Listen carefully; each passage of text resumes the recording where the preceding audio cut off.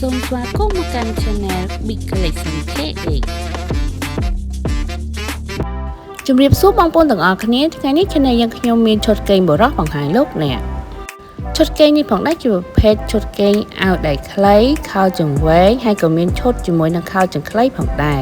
ចំពោះម៉ូតអាវនេះផងដែរជាប្រភេទកបើកមានឡាយជាមួយនឹងខោប៉ៅនៅខាងមុខ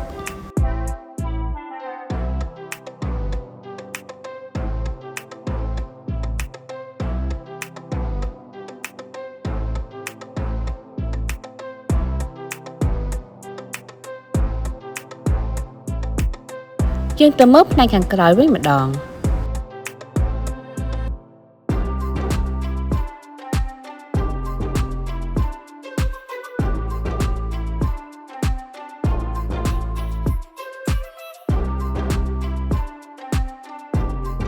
ចំពោះខោជើងវែងនេះផងដែរជាខោប្រភេទចង្កេះកៅស៊ូ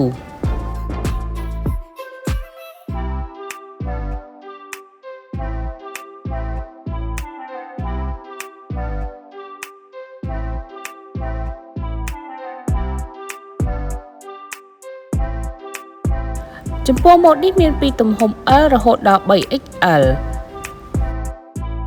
ម៉ូតនេះក៏មានអាវដៃខ្លីខោជើងវែង